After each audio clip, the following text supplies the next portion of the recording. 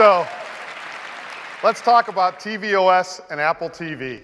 Last fall, we introduced the next generation of Apple TV, and for the first time, developers had a modern platform like iOS to develop for in the living room. And we said the future of TV is apps. And the response to Apple TV has been incredible.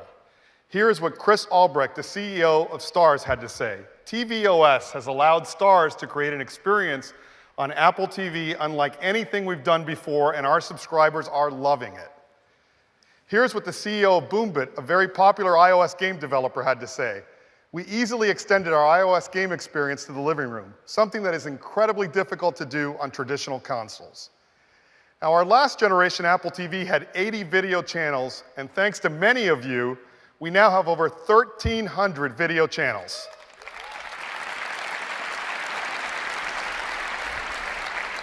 And we have over 6,000 native apps in just 7 months. And I've got some new apps to tell you about. First, Sling, which offers a great selection of live cable channels, is coming to Apple TV today. Fox Sports Go. I'm a huge sports fan. 4 sports games all at the same time on one screen coming this summer to Apple TV. Molotov, a revolutionary new TV service in France with over 100 live channels, video on demand, exclusively on iOS and Apple TV, coming next month. Great sports games like NBA 2K, adventure games like Minecraft Story Mode, and Sketch Party. You use your iPhone or iPad to draw, and then you sit around the TV to guess. It's a lot of fun to do this with your group of friends.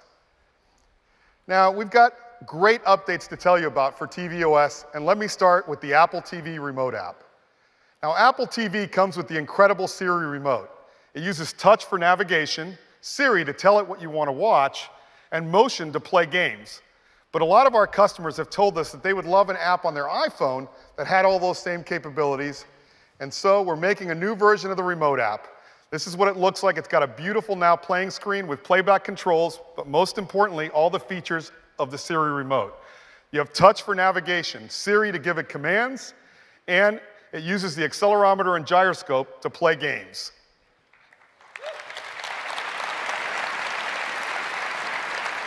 And of course, you can enter text with the keyboard. Next, let's talk about Siri. Siri changed the way we interact with our television because now we just tell it what we want to watch. And we're making it even better because now you can search movies by topics.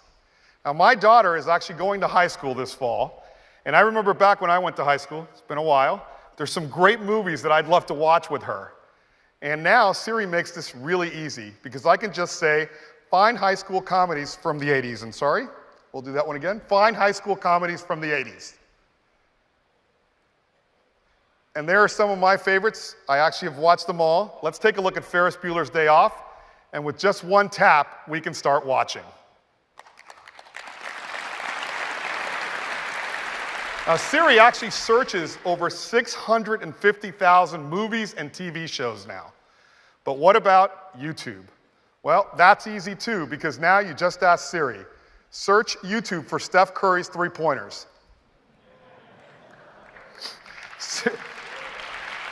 Siri launches YouTube and shows you the results. But a big part of your TV experience is live channels. And we've got some great channels on Apple TV like ABC, CBS, FX, and a lot more that give you live channels. But to start watching, you got to find the app, you got to launch it, and then you got to find the channel. Well, we've got a great new feature called Live Tune-In. And all you have to do, watch ESPN2. Taken straight to the action. Go!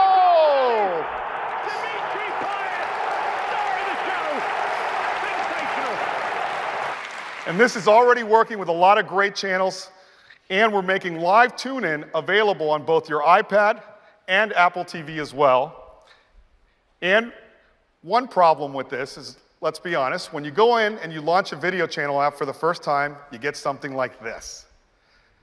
And you've got to go find a browser, authenticate with a code, and then authenticate to your TV provider. Well, we're going to make this change a little bit. but it's worse because you got to do it for each and every app. And now we're going to make it all go away with a feature we call single sign-on.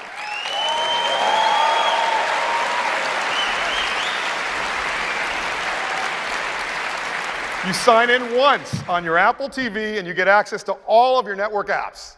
And we make it even better. A page on the App Store will show you all of the apps that you now have access to. And of course, we're bringing this to iOS as well. Now, in addition to single sign-on, we've got some other great updates. Now, Apple TV looks beautiful, but there are times where you wish it was darker because you're in a home theater or a dark room. And now that's really easy because you can just switch to dark mode. Now, we want to make it even easier for customers to get your apps. And so just like when you download an app on your iPhone, it automatically downloads to your Apple TV, it now automatically downloads to your Apple TV. And this is really great, and I'm going to show you. So I get the Major League Baseball app on my iPhone, you do nothing, and there it is right on your Apple TV. Now, there's never been a better time for all of you to build apps for the big screen, and we've got some great new features for you as well. First of all, Replay Kit, where you can live broadcast your gameplay or save the video to share it later. We've got Photo Kit, gives you access to your complete iCloud photo library, all the videos, all the photos.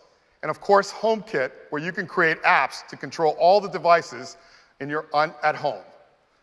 And that's just some of the many features. We've got things like support for 4 game controllers, multiplayer game sessions, and a lot more. And that is a quick update to the TVOS, a new Apple TV remote app, great Siri enhancements with topic search, YouTube, and live tune-in. Obviously single sign-on, so now you get access to all your network apps and great tools for developers.